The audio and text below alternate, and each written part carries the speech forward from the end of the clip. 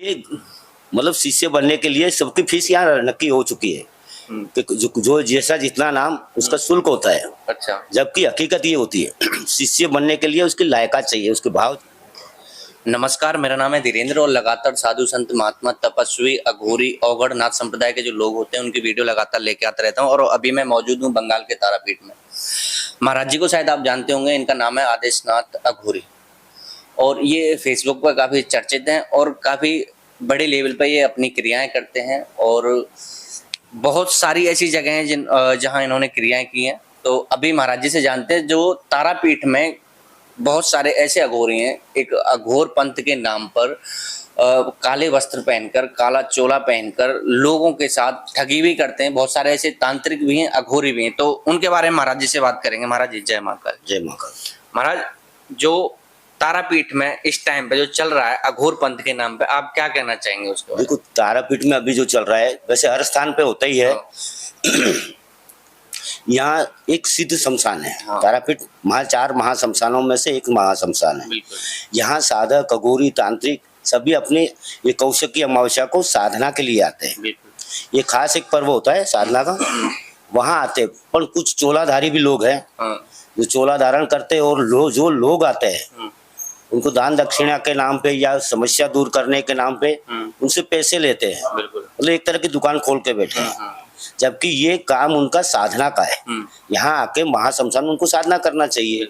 हाँ, भक्त लोग तो आएंगे तो उनको आशीर्वाद दो और उनकी कोई क्रिया करवाओ आप, और उनसे पैसा लेना, ये करना, ये मंगाना, ये सब उचित नहीं है। और दूसरा क्या है, अघोर अखाड़ा हमारा 2017 से बना हुआ है। और वो अखाड़ा कैसे बनता है, यहाँ लोग है ना ट्रस्ट बना लेते हैं। हाँ। अपने परिवार के नाम से। हाँ। और नाम अखाड़े का दे देते हैं। बिल्कुल। जबकि अखाड़ा की एक पद्धति होती है। अखाड़ा है जो कुंभ में बनाया जाता है। वहाँ कुंभ में सभी साधु संत उनकी परीक्षा लेते हैं अघोरी बनने से पहले। अच्छा। अखाड़ा लगाने से पहले। तो अखाड़ा कोई खुद की संस्था नहीं होती, सभी साधु संतों का होता है। अच्छा। तो उसमें अखाड़ा की मान्यता देने के लिए तो अखाड़ा परिषद है, उनकी बिना आज्ञा के आप अखाड़ा नहीं बना सकते। जबकि हमारा अखाड़ा कुंभ में बना था प्रयागराज में, तब वहाँ अखाड़े को परमिट सभी ने दी है। और नाथ पंथ ने खुद आके उनका मतलब जो भी होता है हमारी विधि होती है, चद्दर विधि वगैरह, ये वो खुद करते हैं। तो बड़े वडीलों के बिना, बड़े बड़े संतों के बिना आप अखाड़ा नहीं खोल सकते। बिल्कुल। अब वो आपका प्राइवेट ट्रस्ट हो गया और उसके नाम से आप सर्टिफिकेट बांट रहे हो, मतलब नकली अघोरी पैदा कर रहे हो। बिल्कुल सत्य बात है। तो ये आगे चल के क्या करेगा, और लोगों को उल्लू बनाएगा, अंधश्रद्धा फैलाएगा। तो इस चीज का मैं विरोध करता हूँ कि अघोरी कभी अंधश्रद्धा में मानता ही नहीं है। वो तो मंदिर भी तब जाएगा जब कुछ वाइब्रेशन आएगा उसके। अच्छा। नहीं तो मंदिर भी नहीं जाता, वो जाता है हाँ भगवान का अपने मन से मानता है। अघोरी मानता है कि कण कण में भगवान है। ठीक है, तो आप कहीं भी बैठ जाओ। बिल्कुल सत्य। तो मन से याद करो। ये जो लोग कर रहे हैं ना, वो उचित नहीं लगता मुझे। अच्छा, एक चीज और चल रही है आज के टाइम पे कि जैसे शिष्य बनाने के लिए किसी को क्या है कि पैसे लिए जा रहे हैं। बिल्कुल। किसी से 5,000, कोई 50,000, कोई 1,00,000 रुपए ले रहा है। अरे ये मतलब शिष्य बनने के लिए सबकी फीस यहाँ नक्की हो चुकी है कि जो जैसा जितना नाम उसका शुल्क होता है। अच्छा। जबकि हकीकत ये होती है शिष्य बनने के लिए उसकी लायकात चाहिए, उसके भाव चाहिए। अगर भक्ति लाइन में उसका माइंड पूरा भक्ति लाइन वाला चाहिए। ऐसा नहीं कि उसके आप शुल्क लो, जबकि गुरु दक्षिणा में कुछ नहीं लगता है। गुरु दीक्षा आप किसी को देते हो, किसी को शिष्य बनाते हो, तो वो बेची नहीं जाती, वो कोई चीज नहीं है। बिल्कुल सत्य बात है। वो कोई चीज नहीं है उसकी बिक्री हो। हाँ, शिष्य का भाव होगा तो गुरु दक्षिणा के तौर पे रुपया रखे, ना रखे या कुछ ना हो तो कम से कम एक फूल ही गुरु को चरणों में अर्पण कर दे।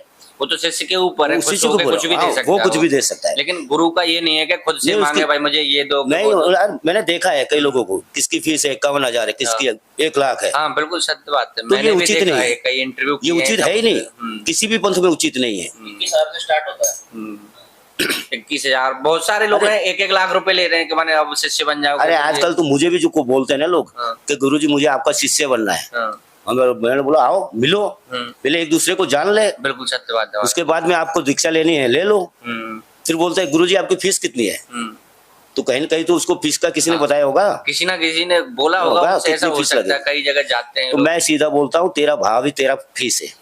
तू जितना गुरु के प्रति भाव रखेगा वही मेरा फीस है। बिल्कुल। बाकी तू एक फूल रख दे, तो साधना तुझे करनी है ना, बिल्कुल। मैं तो सिर्फ मार्गदर्शक बनूंगा।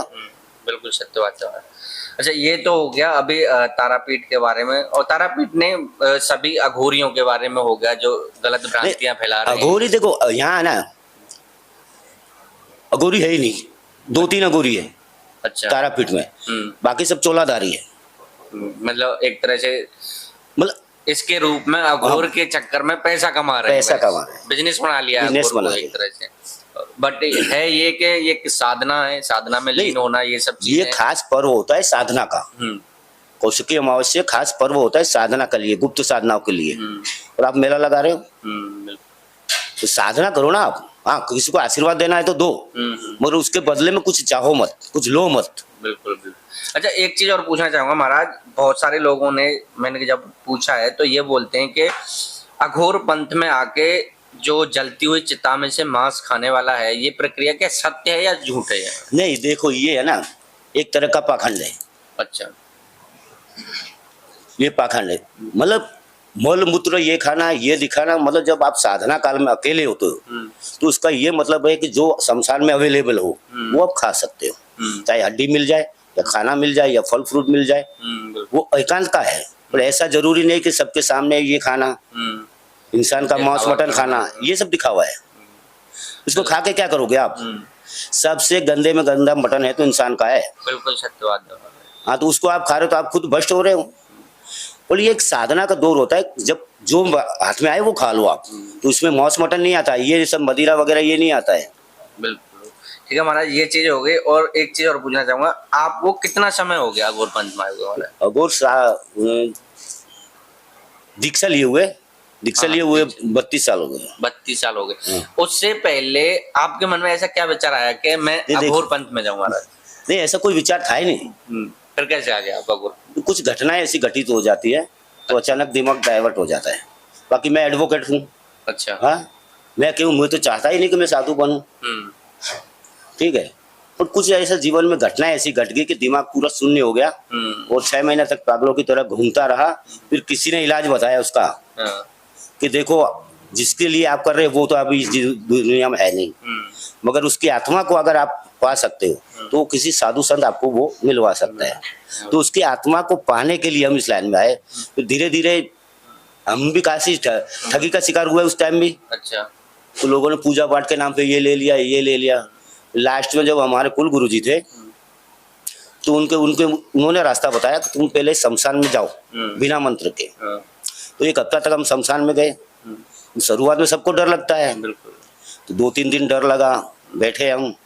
फिर धीरे धीरे डर कम हुआ, फिर हम घूमने लगे वहाँ शमशान में। मतलब हफ्ते में एकदम रिलैक्स हो गए, हमारे मन से भय निकल गया। तब उन्होंने मंत्र दिया कि अब बैठो। अच्छा। इससे पहले तो उन्होंने कसौटी ली भेजा। पहले अपने मन से डर को निकालो, डर के निकालो, उसके बाद। बिल्कुल सत्य बात है महाराज।